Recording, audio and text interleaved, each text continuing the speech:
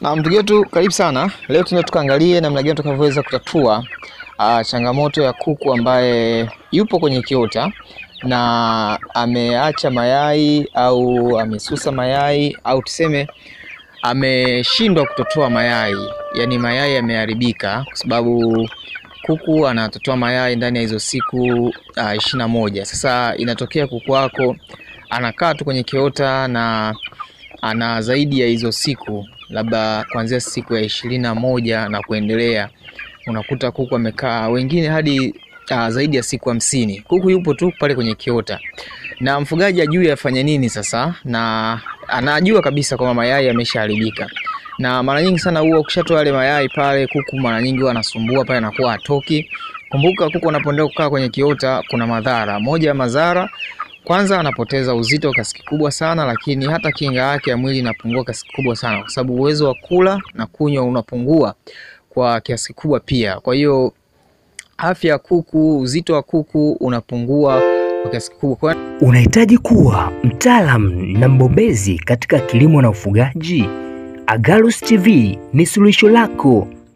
Subscribe kisha bonyeza alama ya kengele ili usipitwe na chochote. Asante. Pia ingemsaidia kama angetoka mapema, angeweza hata kuanza kutaga kwa mayai mengine kwa ajili ya faida ya baadaye. Sasa kama una kuku wa namna hiyo na unataka uweze kumtoa kwenye kiota na asiweze kuendelea tena kulalia yale mayai, lakini sio hiyo tu, kuna kuku ambao wewe hutaki aweze kulalia mayai. Yaani hapa unakuwa kuku wako anataga lakini anataka kwenda kulalia yale mayai na wewe hutaki aweze kulalia yale mayai.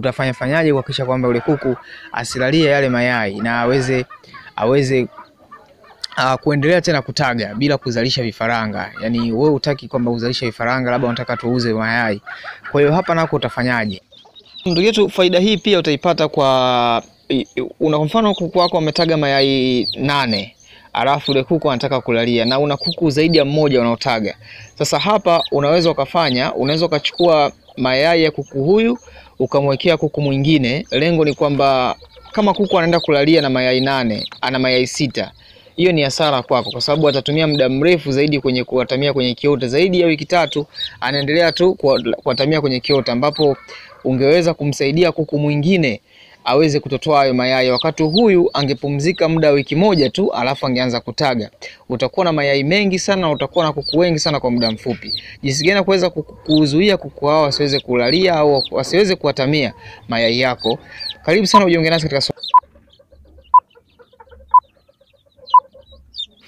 na ndugu yetu, tumekuletea njia 5 kwa sababu kuku wanatofautiana tabia zao. Kwa hiyo unaweza kutumia njia mojawapo au zote hizi 5, lakini kuhakikisha kwamba kuku wako hawezi kulalia au kuatamia tena kwenye kile kiota na anasahau kabisa kile kiota asiweze. Kwanza kabisa unatakiwa uondoe yale mayai yote ambayo ni mabovu yalikufa kwenye kile kiota, au kama ni mazima basi unatoa yote kwenye kile kiota, na utamchukua huyo kuku na kumpeleka nje, yani nje kabisa ya banda, na hii itamfanya yeye aweze kusahau mayai kwenye kile kiota, na utafanya ile zoezi la kumtoa mara kwa mara kwenye nje ya banda lako, na utaweza kumrudisha jioni. Yani atoke sasa nje ya banda, jioni atakuwa anarudi.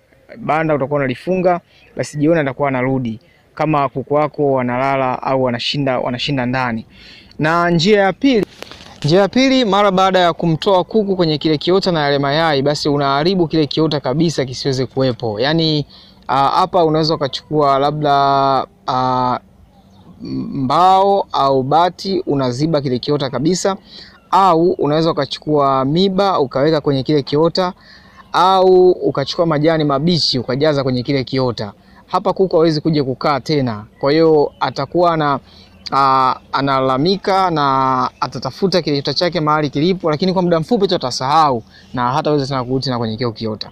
Na njia ya 3 ni kumchukua kuku na kuweza kumtumbukiza kwenye maji au kumloweka kwenye maji. Hii inasaidia kwa ajili ya kupoza mwili wa kuku, yani kupoza joto la mwili wa kuku, kwa sababu joto la kuku likiwa kali ndio kuku anaweza kuatamia mayai yake. Kwa hiyo utamchukua kuku wako na kumloweka kwenye maji, kisha kichwa kigusi maji. Kwa hiyo utamweka kwenye maji, utamloweka kwa usawa wa kichwa kitakuwa kwa juu kwa muda dakika 5 dakika 10. Na hii itamsaidia sana sana kwa ajili ya kupoza au kushusha joto la mwili wake. Na njia nyingine ni njia ya kunyonyoa manyoya. Utanyonyoa manyoya ya mkiani. Yani utapunguza manyoya kwa sababu manyoya yanasaidia sana katika kuongeza joto au kutunza joto. Na njia nyingine ni kumchukua kuku na kumfungia. Hapo utamfungia kwenye tenga au utamfunika na kwenye tenga linakuwa na mwanga hivi. Basi usimpe chakula wala maji au chumba ambacho kinakuwa kina mwanga. Hapo utafanya zoezi la kumfungia kwa muda wa siku 3. Usimpe chakula wala maji. Hawezi kufa ndugu yetu. Na hii itamsaidia yeye aweze kupata maumivu hasa ya kukosa chakula na maji. Kwa hiyo huyu kuku ataweza kusahau kabisa swala la kuatamia yale mayai. Lakini siku ya 3 utakapomfungua, kisha chakula na maji kinakuwa karibu, kwa sababu atakuwa anakimbilia tu kwenye kukula na kunywa yale maji, kwa sababu atakuwa amebanwa sana. Kwa hiyo baada ya hapo basi kuku atasahau kama kuna zoezi hilo la kuatamia mayai. Kwa hiyo kiota chako kitabaki salama na huyu kuku watapumzika. Kisha unamwandalia chakula au lishe ambayo ni bora zaidi. Kuku wako wataanza kula na kunywa vizuri kwa muda wa wiki moja. Na wiki inayofuata tu basi huyu kuku ataanza kutaga tena. Kumbuka utaweza kupata mayai mengine mapya na safari tena kutotolesha tena vifaranga vingine vitaendelea na kuongeza faida katika ufugaji wako utakuwa mkubwa sana. Na hii itakusaidia sana katika kukuza kipato chako wewe kama mfugaji wa kuku. Kama kuna sehemu yote ambayo hujaelewa kwenye swali kwenye somo hili, basi unaruhusiwa kucomment hapo swali lako na sisi tutakusaidia kukujibu hapo hapo baada tu ya kucomment kwa muda mfupi sana na kuhakikisha kwamba unaelewa. Na kama una changamoto yoyote ile, si kwenye somo hili tu, hata kwenye masomo yaliyopita au kwenye changamoto yote ile kuhusiana na ufugaji na kilimo, basi unaruhusiwa kucomment swali lako na sisi tutakujibu kwa kusaidia kwa namna moja nyingine kuhakikisha basi shughuli zako za kilimo na ufugaji zinakuwa katika hali nzuri. Tukutakia kila laheri hadi wakati mwingine. Kama umependa video hii, tafadhali like, subscribe kisha share na wenzako, bila kusahau kucomment katika Agalus TV, elimu ya kilimo na ufugaji kwa vitendo.